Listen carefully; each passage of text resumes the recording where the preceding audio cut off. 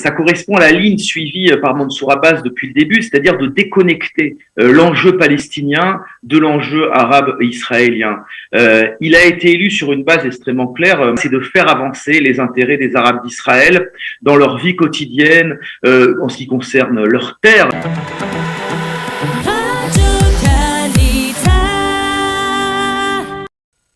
Eh bien, nous avons le plaisir d'être en ligne ce matin avec Stéphane Amar. Stéphane Amar, journaliste, écrivain et on va dire expert dans le dossier du secteur arabe israélien. Bonjour, Boker Tov, Stéphane. Bonjour Daniel. Alors, on va revenir sur les deux événements majeurs, on va dire, de cette semaine. Ce qui s'est passé à Jenin, la mort de cette journaliste, Shirin Abu Akleh, journaliste d'Al Jazeera. Et puis, on reviendra dans une seconde partie sur le grand retour de Mansour Abbas et du parti Ra'am au sein de la coalition gouvernementale. Tout d'abord, ce qui s'est passé à Jenin avant-hier. Est-ce que finalement, aujourd'hui, Shirin Abu Akleh, ce n'est pas devenu très rapidement, on va dire, un mythe nationaliste du mouvement national palestinien, que ce soit le Hamas ou le Fatah? Oui, c'est devenu un mythe en quelques minutes, en quelques heures, c'est absolument fascinant. Quelques heures seulement après sa mort tragique à Jenin, il y avait des posters géants qui étaient édités, qui trônent désormais sur la place Al-Manara au cœur de Ramallah. Les réseaux sociaux, évidemment, ne parlent que de ça pour louer sa personnalité et aussi pour demander vengeance. Et il y a même des enfants, des bébés qui ont été nommés Shirin, en hommage à cette journaliste, des bébés qui sont nés dans l'après-midi du meurtre de Shirin Abu Akleh. Donc effectivement, c'est devenu d'ores et déjà, je dirais, des mythes, une des figures du nationalisme palestinien. Est-ce que vous avez le sentiment en tant que journaliste que aujourd'hui, en fait, au cours des 2 derniers jours, Israël a mieux réagi dans la bataille médiatique qu'il ne l'avait fait dans d'autres circonstances semblables? On a beaucoup comparé avec l'affaire d'Al-Doura.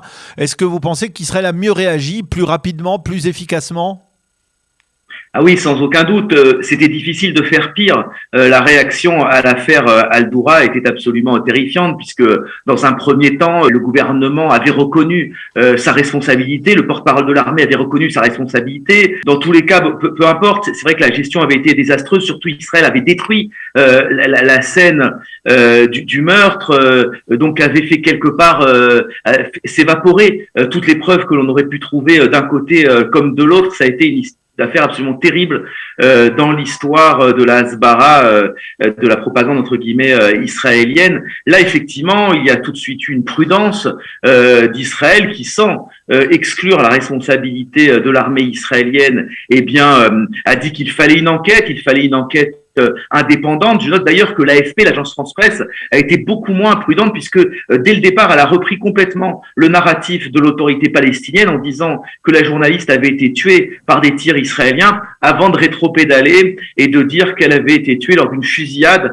entre Israël et des groupes armés palestiniens. Sur le plan général, au niveau de la presse étrangère, vous avez le sentiment justement qu'il y a eu un rétropédalage et que l'on est beaucoup plus prudent et que cela vient peut-être d'une forme de crédibilité que l'État d'Israël a eu en matière dans différents domaines? Je pense il y a tout type de médias, si vous voulez. Il y a des médias qui ont un agenda idéologique, donc qui se sont engouffrés, tout de suite dans la brèche en accusant Israël. C'est sans doute le cas d'ailleurs d'Al Jazeera, qui a, sans la moindre enquête journalistique, tout de suite désigné la responsabilité à l'AFP, je le disais, qui dans un premier temps a accusé Israël avant de rétro-pédaler, mais il est évident que la simple déontologie la plus basique oblige à prendre le temps d'écouter les uns et les autres, d'examiner exactement ce qui s'est passé. Ça prendra plusieurs jours, voire plusieurs semaines avant d'éclaircir complètement cette affaire.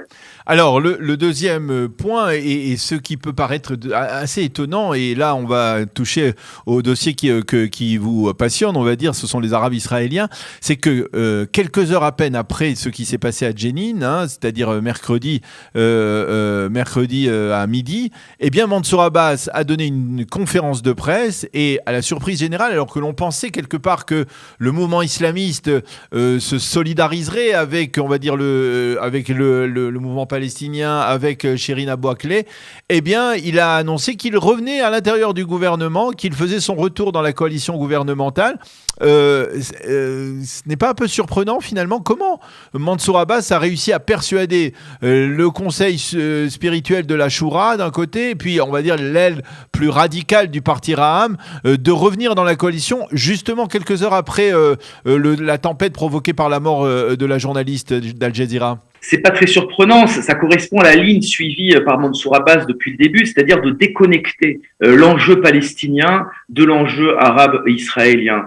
Il a été élu sur une base extrêmement claire, Mahmoud Abbas, c'est de faire avancer les intérêts des Arabes d'Israël dans leur vie quotidienne, en ce qui concerne leurs terres, les terres du Negev notamment, mais aussi de Galilée, en ce qui concerne leur évolution socio-économique, professionnelle, etc. C'est son agenda. C'est ce qui est important pour lui. Il croit aux vertus de l'éducation.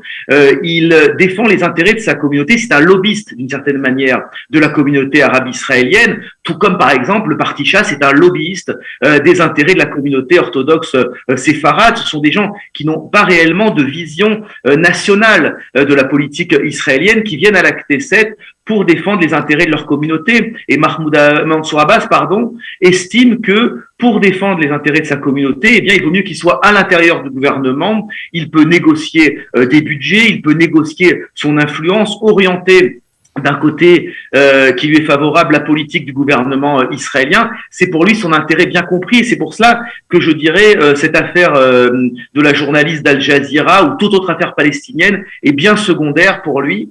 Tout ce qui compte, ce sont les intérêts des gens qui l'ont élu. Et il suit donc cette ligne, même si évidemment il y a des louvoiements, je dirais politiciens, parce que il doit flatter d'une certaine manière son électorat, mais il restera, je pense, jusqu'au bout dans ce gouvernement, sauf crise majeure qui, à mon avis, devrait être de l'ampleur d'une crise autour de l'esplanade des mosquées. Alors justement, hier, à propos du Mont du Temple, on a eu le sentiment que, après avoir mis en avant, on va dire, les revendications du roi Abdallah de Jordanie ces dernières semaines pendant le Ramadan, eh bien, Mansour Abbas, lui, a mis ce dossier de côté pour justement expliquer que lui, sa priorité, c'était des budgets pour son électorat, pour la communauté arabe israélienne. Il n'est pas revenu sur le Mont du Temple. Ça veut dire que il s'est égaré un peu quelque part au niveau de ses revendications sur le Mont du Temple, où tout est programmé dans sa tête.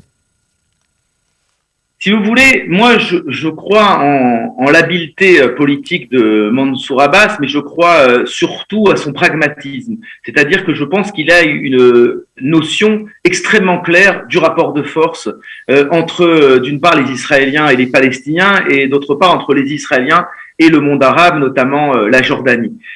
Mansour Abbas sait très bien qu'Israël ne sait sur cette affaire du Mont du Temple, de l'esplanade. Il y a de plus en plus de juifs qui manifestent leur volonté de monter sur l'esplanade. Même, on l'a vu ces dernières semaines, c'est complètement nouveau, d'y prier, même d'y chanter parfois, comme on l'a vu ces derniers jours. Il y a une pression de plus en plus nette de la société israélienne. Israël, d'un autre côté, depuis 1967, militairement, domine complètement à la fois Jérusalem, mais également, je dirais, toute la région, puisque avec les accords d'Abraham, avec les accords stratégiques conclus avec l'Égypte et avec la Jordanie, Israël n'est évidemment absolument pas menacé. Au contraire, il est en opposition de force.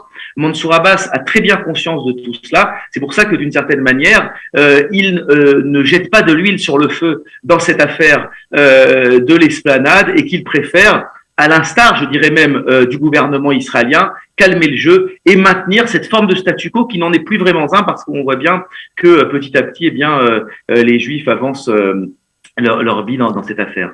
Est-ce que aujourd'hui, concrètement, on peut dire qu'il a déjà obtenu des résultats, des acquis qui lui permettent de se manifester, on va dire, de manière très puissante devant son électorat? Par exemple, s'il y a des élections dans les 3 prochains mois, on va dire, est-ce qu'il aura déjà suffisamment d'acquis pour dire voilà ce que ma présence dans la coalition m'a apporté, et votez pour moi? Parce que dans les sondages, il n'est pas à l'abri de passer en deçà du seuil d'éligibilité. Alors, j'ai passé plusieurs semaines dans le secteur bédouin pour un reportage cet hiver, et je peux vous dire que quand vous parlez de Mansour Abbas, vous ne recueillez pas du tout d'opinion positive, c'est le moins qu'on puisse dire. Il est même détesté dans toute une partie de la communauté bédouine, Mansour Abbas, alors que c'est censé être son assise. Il est considéré comme un faible, il est considéré comme soumis d'une certaine manière, pour ne pas dire vendu à l'État d'Israël par toute une partie de la population. Cela dit, vous savez que le vote dans le secteur arabe échappe souvent aux sondeurs. Pourquoi ? Parce que bien souvent les Arabes se déterminent en fonction des instructions données par les chefs de clan, les fameuses ramoulottes. C'est un vote assez grégaire la plupart du temps, et on ne sait pas finalement qu'est-ce qui peut se tramer entre ces chefs de clan et Mansour Abbas. Comment est-ce qu'ils peuvent influer sur l'opinion arabe israélienne, et notamment l'opinion bédouine, qui est encore une fois le socle de ce vote. Je ne peux pas vous répondre sur cette question. Je pense encore une fois que quelque part, il compte beaucoup sur son habileté politique, Mansour Abbas, pour se maintenir au pouvoir et pour être réélu en cas de nouvelles élections. Alors, je voudrais maintenant avoir une question, parce que ça me tracasse depuis quelques semaines, par rapport au positionnement des partis, des partis, on va dire, sionistes dans l'échiquier politique israélien. Si, en cas de figure, vous êtes très, très favorable à cette démarche, on va dire, d'ingérence, ou pas d'ingérence, mais en tout cas d'implication de la communauté arabe israélienne dans la vie de la politique israélienne, mais finalement, est-ce que tout cela, ce n'est pas un jeu politique, et que ce soit de la gauche, ou du centre ou de la droite, eh bien, les Arabes israéliens sont une sorte de dernier recours politique pour former un gouvernement, et que leur place véritable dans la société israélienne, elle se mesurera que quand eh bien, ils rentreront dans un gouvernement, même sans être, on va dire, le 61e député, ou le parti qui permettra à la gauche ou au centre ou à la droite de former le gouvernement. Parce que pour l'instant, c'est le cas. Aujourd'hui, on a l'impression que le secteur arabe israélien, c'est la roue de secours, par exemple, du gouvernement Bennett-Lapid. Et c'est vrai pour Mansour Abbas, mais c'est aussi vrai pour la liste arabe unifiée, comme on l'a vu cette semaine. Finalement, les Arabes israéliens, ce n'est qu'un dernier recours. Oui, mais comme je vous le disais, c'est assez comparable finalement aux partis orthodoxes. C'est-à-dire que ce sont des partis qui n'ont pas véritablement d'idéologie sur la façon dont on doit mener la nation dans le domaine stratégique, dans le domaine économique, même dans le domaine culturel. Ce sont des partis qui défendent les intérêts d'une communauté bien déterminée. Là, en l'occurrence, donc c'est la communauté arabe. Pour les orthodoxes, c'est la communauté orthodoxe. On peut même aller plus loin en disant que Meretz défend un agenda écologiste, LGBT, qui est aussi un agenda sectoriel à sa manière. Et je dirais que ces partis sont des partis satellitaires qui s'articulent autour traditionnellement de grands partis. Alors ça a été dans le passé le Parti travailliste et le Likoud. On voit que c'est un petit peu en train de changer, mais on peut dire en tout cas que les partis arabes resteront des partis, je pense, satellitaires, sectoriels, défendant les intérêts de leur communauté. Et cela restera ainsi tant que démographiquement, les Arabes resteront la minorité qu'ils sont, c'est-à-dire à peu près 1/5 de la population. Eh bien, Stéphane Amar, merci beaucoup d'avoir été avec nous, de nous avoir éclairé en tout cas sur Mansour Abbas, sur ses dernières démarches et son retour donc au sein de la coalition gouvernementale. Merci d'avoir été avec nous ce matin et Shabbat Shalom, à bientôt. Daniel, au revoir.